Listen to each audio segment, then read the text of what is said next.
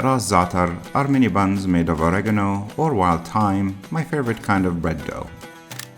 You need sifted high gluten bread flour for this recipe. For the starter, mix some sugar with some yeast, then add warm milk and stir.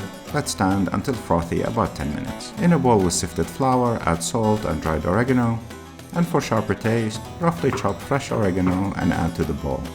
Mix until oregano is coated. Add olive oil and using your hands rub thoroughly.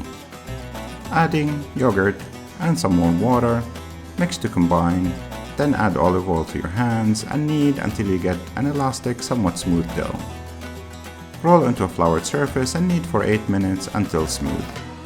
Drizzle oil in the bowl and onto the dough, cover and let rest for 2 hours. Dough has risen by now, punch down the dough and knead for a minute. Pinch the dough into golf-sized balls and place on a baking tray.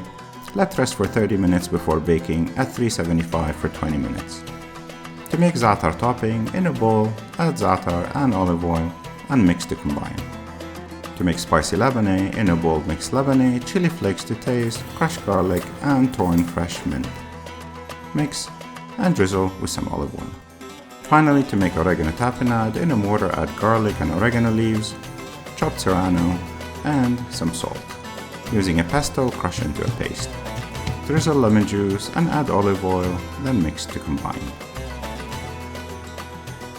The buns have baked by now and they're piping hot, allowed to rest for 10 minutes before slicing. To serve in 3 distinct flavor profiles, one bun I covered with Labneh and dollops of tapenade and a cherry tomato, the second with Labneh and za'atar, and the third with za'atar and tapenade. Try them, experiment, and let me know which flavor you like the most.